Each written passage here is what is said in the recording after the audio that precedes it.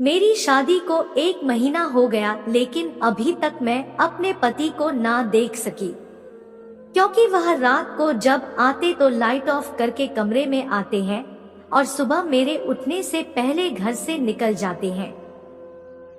मुझे बड़ा अजीब लगता, सास से पूछती तो वो मुझसे नजरें नहीं मिला पाती, और सच जानने के लिए एक दिन मैंने अपनी जगह नौकरानी को सुला दिया और खुद कमरे में छुप गई।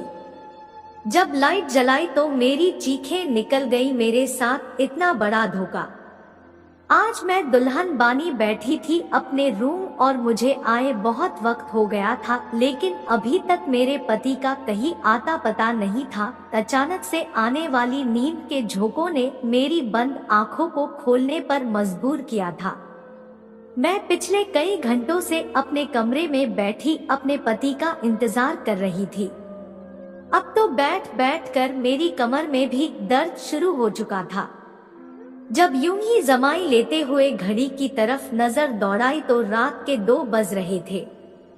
मेरे तो होश उड़ गए थे।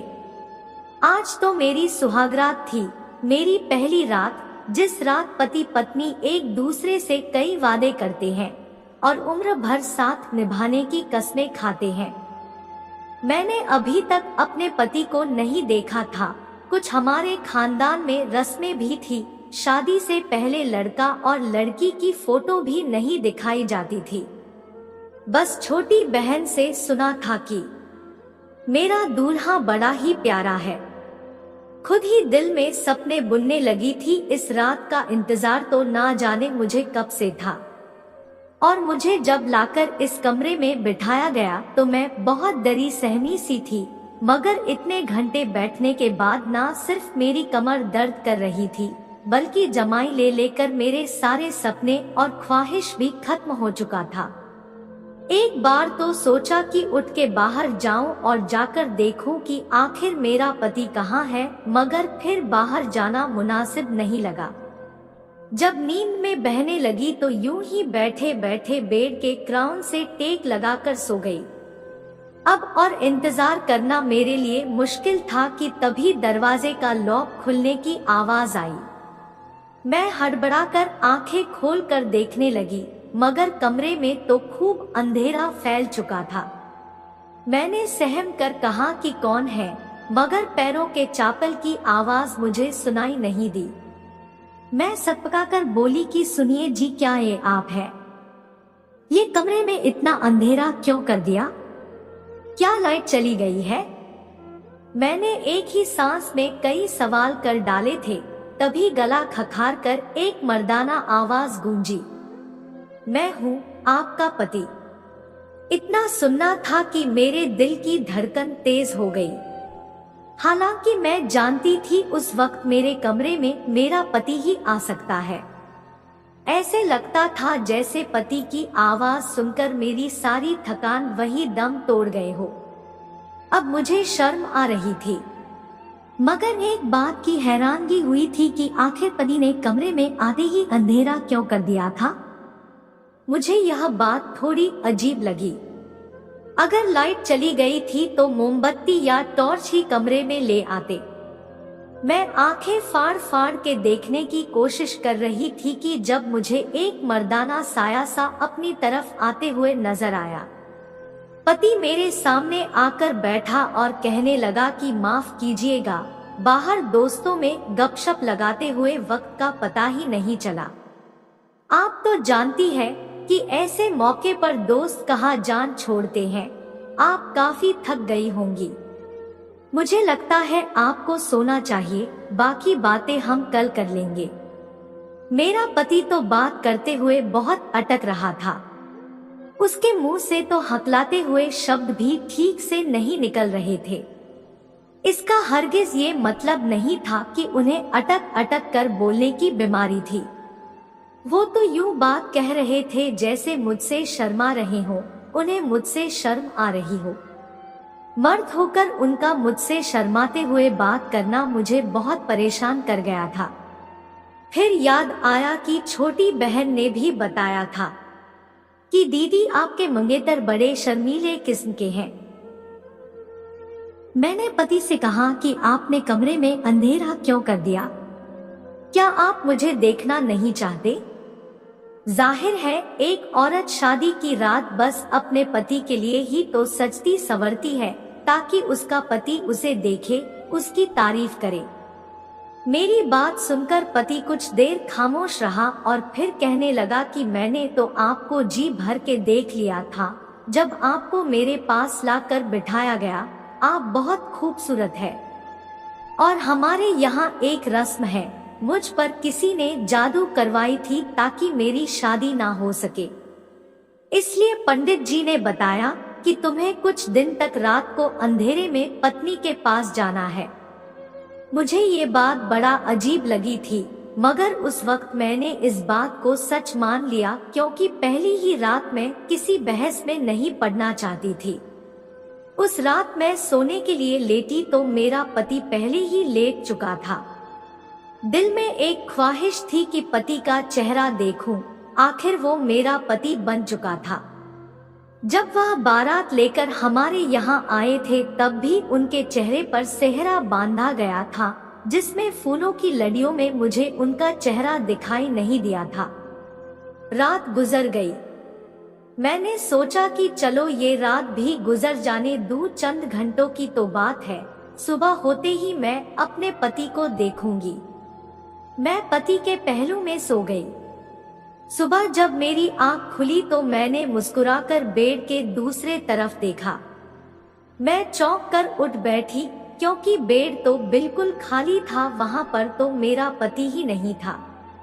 वॉशरूम भी खुला था। मैं हड़बड़ा कर उठ बैठी और कमरे से बाहर निकल आई। बाहर आकर देखा तो मेरी सास परेशान सी बैठी थी। मुझे देखकर उनके चेहरे पर फौरन मुस्कुराहट छा गई, मगर उन्होंने कुछ पढ़ते हुए मुझे इशारों से अपने पास आने को कहा। मैं उनके पास गई और साथ साथ आसपास अपने पति को भी देख रही थी कि वह कहाँ चले गए। मैं सास के पास गई तो उन्होंने फौरन मुझ पर फूंक मार दी। शायद वो कुछ पढ़ रही थी और वह मेरे लिए ही पढ़ रही थी, जो उन्होंने मुझ पर पढ़कर फूंका था।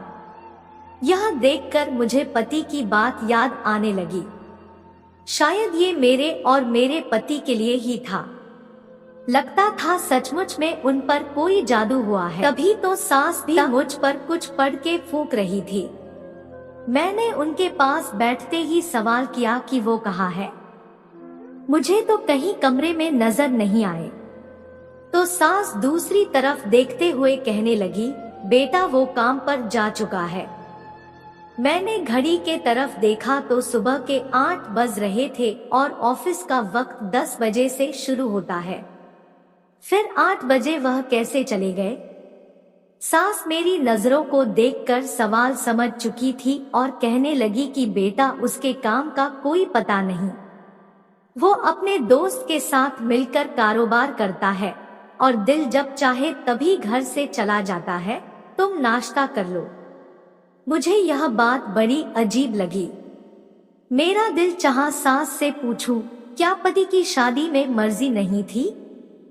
ना ही रात को उन्होंने मुझसे कोई बात की थी और ना ही वो चेहरा दिखाए। कैसे चले गए भला? कोई अपनी शादी के अगले दिन भी काम पर जाता है। मैं इसी सोच में गुम थी कि सामने वाले कमरे से एक लड़का निकला। मैंने उठकर देखा और जल्दी से अपना दुपट्टा सर पर ले लिया। मेरी सास मुस्कुराकर कहने लगी कि बेटी ये तुम्हारा देवर है। मैंने सरसरी सी नजर दौड़ाकर उसको नमस्ते किया तो वो आंखों से ही जवाब देकर वहां से बाहर चले गए और सारा दिन भी यूं ही गुजर गया। मैंने नोट किया था कि मेरी सास काफी परेशान दिखाई दे रही है, जबकि वो तो मिजाज की बहुत अच्छी औरत थी। हमारा रिश्ता होने के बाद वह कई बार हमारे घर आई थी। मैंने उनके चेहरे पर कभी उदासी देखी ही नहीं थी और बहुत खुशमिजाज थी, मुझसे बहुत प्यार से मिलती थी। मैं तो बहुत खुश थी कि चलो सास बहू में खूब जमेगी, मगर अब तो वो मुझसे बात भी गोया ख्यालों में डूबी हुई करती थी। मैं जब बुलाती तो ख्यालों से निकलकर मेरी तरफ देखने लगती। इस घर में मेरे पति सास के अलावा एक मेरा देवर भी था। हम 4 लोग ही यहाँ पर रहते थे।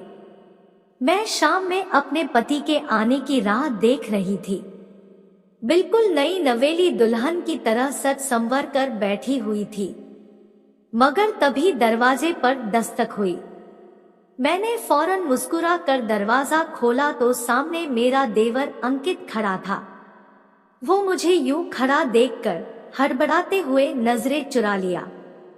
मैंने भी उससे नमस्ते किया और वापस अंदर आ गई। बहुत रात हो चुकी थी। बार बार मेरी नजरें घड़ी पर जा रही थी।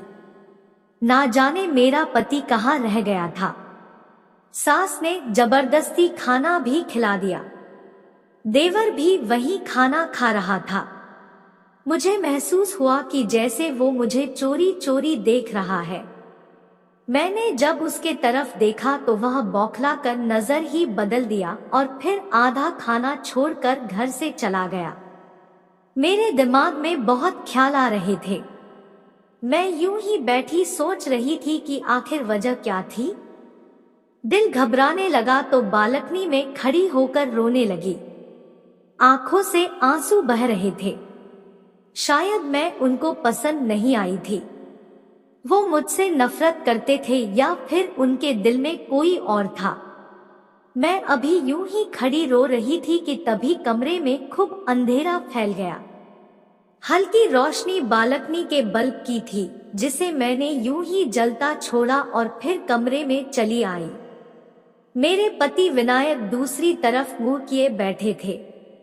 मैं आज हर बात क्लियर करना चाहती थी, इसलिए बिना कुछ कहे पति के पास जाकर बैठ गई। मेरा कंधा पति के कंधे के साथ लग गया तो वह फौरन मुझसे इतना दूर हुए कि उनका कंधा दोबारा मेरे कंधे के साथ ना लग सके। मैं पति से हर बात क्लियर करना चाहती थी कि आखिर वो मेरे साथ ऐसा क्यों कह रहे हैं। मैंने एक बार फिर पति के तरफ देखा और डरते डरते पति का हाथ थाम लिया। मेरी हाथ महसूस करते ही फौरन विनायक ने अपना हाथ छुड़वाया और उठ खड़े हुए। दूसरे तरफ मुंह मोड़ के कहने लगे कि जो भी बात करनी है जल्दी करे, मैं बहुत थका हुआ हूँ, मुझे नींद आ रही है। पति की बातें मेरी आंखों में आंसू ले आया था। मैं बोली कि क्या आप किसी और को पसंद करते हैं? अगर ऐसी कोई बात थी तो आपने मुझसे शादी क्यों की? पति फौरन गला खंखार कर बोले कि मैं किसी और को पसंद नहीं करता, बस मेरी एक मजबूरी है। ना ही मैं आपको अपना चेहरा दिखा सकता हूँ और ना ही मेरे पास वक्त है जो आपके पास बैठकर मोहब्बत भरी बातें करूं। मुझे भी गुस्सा आ रहा था। आखिर ये कौन सी मजबूरी थी कि मेरा पति मुझसे दूर भाग रहा और मैं उसके पास आने की कोशिश करती रहूं। उस दिन के बाद कई दिन यूं ही गुजर गए और सारी रात में यूं गहरी नींद सोती कि मेरी आंख फिर सुबह ही जाकर खुला करती थी।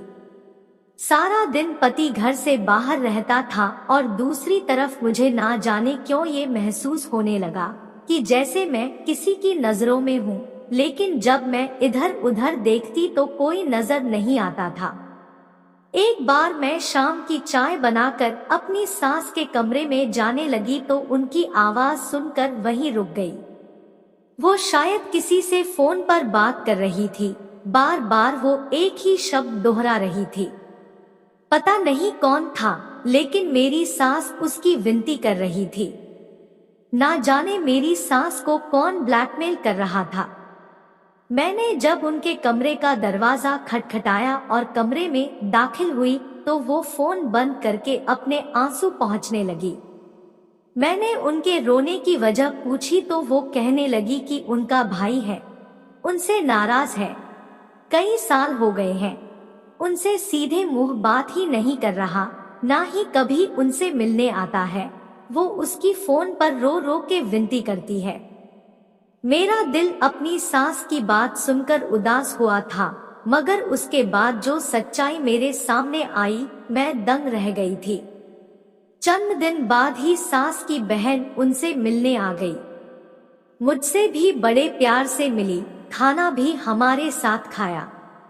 मैंने ये महसूस किया था कि सास और देवर दोनों को खाना खाना नागवार सा लग रहा था। मेरा देवर तो खाना खाते ही अपने कमरे में चला गया, और जब देवर के ये तेवर मौसी ने देखी तो वो मेरी सास से कहने लगी, तुमने अंकित का रिश्ता बचपन से ही मेरी बेटी से तय किया था। अब तुम मुझे बताओ कि कब तक मेरी बेटी को बहू बना कर लाओगी। मेरी सास अपनी बहन को टालमटोल कर रही थी। मुझे यह महसूस हुआ कि जैसे वो अंकित की शादी अपनी बहन की बेटी से करना ही नहीं चाहती। अगले दिन मेरी सास अभी सो ही रही थी, मैं और मौसी जाग गई। मैं किचन में अपने लिए नाश्ता बना रही थी, तभी मौसी भी वही आ गई। मुझसे कहने लगी कि मैं उनके लिए भी नाश्ता बना दूं। मैंने उनके लिए भी नाश्ता बनाया और हम एक साथ नाश्ता करने लगे।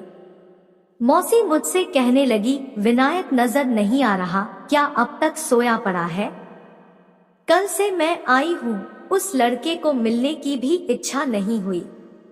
मैंने कहा, वो सुबह सवेरे ही काम पर चले जाते हैं। कहने लगी, चलो सुबह चला जाता है तो रात को वापस कब आता है? मैंने कहा, वो बहुत देर से आते हैं। मेरी बात पर मौसी खामोश हो गई थी, फिर अपनी चाय पीने लगी। मुझे एकदम से अपनी सास की भाई का ख्याल आया, तो मैंने भी जिक्र कर दिया। मैंने कहा, आपके भाई साहब किस बात पर इतना ज्यादा नाराज है कि रोज मेरी सास उनसे विनती करती है, लेकिन वो है अपनी बहन पर जरा भी तरस नहीं खाते। मेरी बात सुनकर मौसी हैरत में पड़ गई। कहीं कौन सा भाई, हमारा तो कोई भाई है ही नहीं, हम बस 2 बहनें ही हैं। यह बात सुनकर मैं दंग रह गई थी। अगर मेरी सास का कोई भाई नहीं था तो वो रो रो कर किससे विनती करती थी कि वो वापस आ जाए, एक बार उनसे मिल ले। मौसी भी नाउम्मीद हो गई थी और मेरी सास कहने लगी कि अंकित उनकी लड़की से शादी नहीं करना चाहता था। मैंने कहा, क्यों? तो वो कहने लगी, उसकी मर्जी नहीं है। मैंने कहा, अगर मर्जी नहीं थी तो इतने साल से क्यों बात जोड़े रखी, पहले इनकार कर देता। मेरी सास कहने लगी कि यही बात मैंने अंकित से भी कही है। मैं अपने दोनों बेटों के हाथों बहुत दुखी हो चुकी हूँ, दोनों ही मर्जी के मालिक हैं। ये कहकर वो रोने लगी और मैं उन्हें तसल्ली देने लगी। तंग तो मैं भी अपने पति से आ चुकी थी, इसलिए मैंने सोचा कि शायद मैं उनके सामने हूँ, इसलिए उन्हें मेरी एहसास नहीं है। क्यों नहीं कुछ दिन के लिए मैं अपने मायके चली जाऊं ताकि उन्हें मेरी कदर हो। इसलिए एक दिन जब दिल बहुत ज्यादा बेचैन हुआ तो अपनी सास से पूछी और चली गई, और सोचा अपनी माँ से भी तो जाकर पूछूं कैसे मर्द से मेरी शादी करवाई है जिसने अभी तक अपना चेहरा अपनी पत्नी को ही नहीं दिखाया। मैं तो जानती ही नहीं थी कि वहां पहुंचकर मुझे कैसा धक्का लगने वाला है। जब मायके पर पहुंची तो तभी एक दिन एक कोरियर आया। वो हमारे घर के बाहर था। मैंने उसे बोला, किसका पेपर आया है, और टटोल कर देखने लगी। उस पेपर पर तो मेरा ही नाम लिखा था। जब खोलकर मैंने अंदर मौजूद पेपर पढ़ा तो मेरे पैरों के नीचे से जमीन निकल गई। मैं पेपर देखकर अपने घर जाकर अपने कमरे में चली गई। मेरे दिमाग से सोचने समझने की क्षमता सब कुछ खत्म हो चुकी थी। मेरे साथ कौन सा खेल शादी के नाम पर खेला जा रहा था। जो पेपर मेरे हाथ में थे वो देखकर जो हकीकत मुझ पर खुली थी, मैं चकरा कर रह गई। पूरे दिन मैं अपने घर पर ही बैठी रही। मैंने अपनी छोटी बहन से कहा वो मुझे मेरे पति की फोटो दिखाए, जो कि शायद उसने शादी के मौके पर खींची थी, क्योंकि मैंने तो अब तक अपने पति को नहीं देखा था। मेरी बहन ने मुझे एक फोटो दिखाई जो खाना खाते वक्त ली गई थी। वो बहुत अच्छा और नौजवान लड़का था। मैं कोई भी बात अपने मायके में नहीं बताना चाहती थी। मैं कुछ दिन बाद ही वापस ससुराल चली गई। मुझे सच्चाई को सामने लाना था। रात को फिर से वो इंसान मेरे कमरे में आया था जो पिछले 1 महीने से मेरा पति बनकर कमरे में आता था और सुबह होते ही चला जाता था। यह कौन था जो मेरे जज्बात के साथ खेल रहा था? आज मैं खुद ये चाहती थी कि वह कमरे से बाहर निकल जाए, क्योंकि अब मैं जान चुकी थी कि वह मेरा पति नहीं है। फिर भी मैंने सच जानने के लिए उसे ये पूछा, मैं मायके गई थी तो आपने मुझे कितना याद किया? मेरे सवाल पर वो गड़बड़ा कर कहने लगे, जाहिर है आप मेरी पत्नी हैं, मैं कैसे आपको भूल सकता हूँ। मैंने कहा, मुझे आपको देखना है। आज मैंने शादी की फोटो में आपको देखा था। वो मेरी बहन ने खींची थी, इसलिए दिल में आया है कि 1 महीना गुजर गया है, मैं आपको क्यों ना देख लूं। मैं नहीं मानती ऐसी किसी भी जादू को। अब आप खुद लाइट जलाएंगे या मैं जला दूं? वो कहने लगे कि मैं पहले भी आपसे कह चुका हूं कि मेरा इलाज चल रहा है और आप इस इलाज को सच मानती है या झूठ, लेकिन मैं ये इलाज करवाए बिना आपके सामने नहीं आऊंगा। अगर आप मुझे रोज यूं तंग करेंगी तो मैं आज के बाद आपके कमरे में भी नहीं आऊंगा। और ये कहकर वो कमरे से बाहर निकल गए। मैंने अगले दिन उनसे माफी मांगी और वो फिर से मेरे कमरे में सोने लगे, लेकिन उनके सोते ही मैं सोफे पर जाकर सो जाती थी। मैं सोच रही थी कि किस रात उस इंसान का सच सबके सामने लाऊं। अगले दिन मैंने अपनी नौकरानी को यह कहकर घर पे रोक लिया कि मेरी तबीयत कुछ ठीक नहीं है। उसने भी कोई ऐतराज नहीं किया था। रात को मैंने नींद की दवा दूध में मिलाकर नौकरानी को वो दूध पिला दिया और उसके बाद उसे अपने बिस्तर पर सुलाकर खुद कमरे में छिप गई और वहां छुपी जहां कमरे की लाइट के बटन लगे हुए थे। रात को काफी देर बाद वो इंसान मेरे कमरे में आया और बेड के दूसरे तरफ बैठ गया कि मैंने फौरन से लाइट जला दी। और जब मैंने उस इंसान को देखा तो मेरे होश उड़ गए। वो तो मेरा देवर था। तो क्या पिछले 1 माह से मेरे कमरे में वही आ रहा था? वो मुझे हैरत से देख रहा था। मैंने कहा कि तुम्हें शर्म नहीं आई यूं मेरे कमरे में आते हुए? उसने कोई जवाब नहीं दिया। मैंने वो पेपर अलमारी से निकालकर उसके मुंह पर मारा और रोने लगी।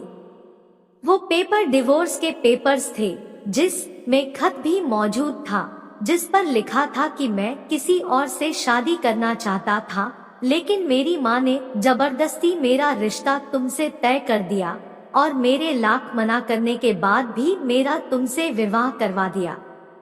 लेकिन मैं शादी की रात ही भाग गया था और अब तुम्हें डिवोर्स पेपर भेज रहा हूँ ताकि तुम जिससे चाहो शादी कर लो। उस वक्त मैं चकरा कर रह गई थी कि जब मेरा पति शादी की पहली रात ही भाग गया था तो कौन मेरे कमरे में आता है? और मेरा देवर मुझे धोखा दे रहा था। मैंने उसका कॉलर पकड़कर उसे झकझोर के रख दिया कि उसने मेरे साथ ऐसा क्यों किया। वो कहने लगा, मैंने आज तक आपके साथ ऐसा कुछ नहीं किया कि आपको या मुझे शर्मिंदगी उठानी पड़े। मैंने जो कुछ किया अपनी माँ के कहने पर किया है, क्योंकि विनायक भाई शादी की रात ही भाग गए थे। मेरी माँ डर गई थी कि अगर यह बात फैल गई तो क्या होगा, इसलिए मुझे कमरे में जाने का कहती है ताकि आपको इस बात का शक ना हो जाए और बात बंद मुट्ठी में ही रह जाए। लेकिन मैंने आपके साथ कुछ भी गलत नहीं किया। मैंने कहा, मैं यहाँ सिर्फ सच जानने आई थी। तुम्हारा भाई मुझे डिवोर्स दे चुका है, इसलिए मेरा इस घर से कोई रिश्ता नहीं। मैं अगली सुबह अपने मायके चली गई और सारी बात अपने घरवालों को बता दी।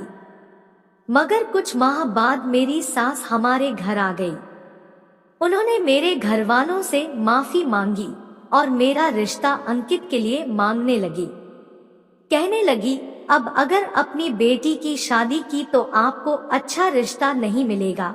गलती मेरे बेटे का है और सजा आपकी बेटी को क्यों काटनी पड़े। मैंने विनायक से बहुत विनती की कि वो वापस आ जाए, लेकिन वो नहीं आया और इसके लिए मैं बहुत शर्मिंदा हूँ। लेकिन मैं अपनी गलती को सुधराना चाह रही। मेरे मम्मी पापा ने मेरा विवाह अंकित से करवा दिया।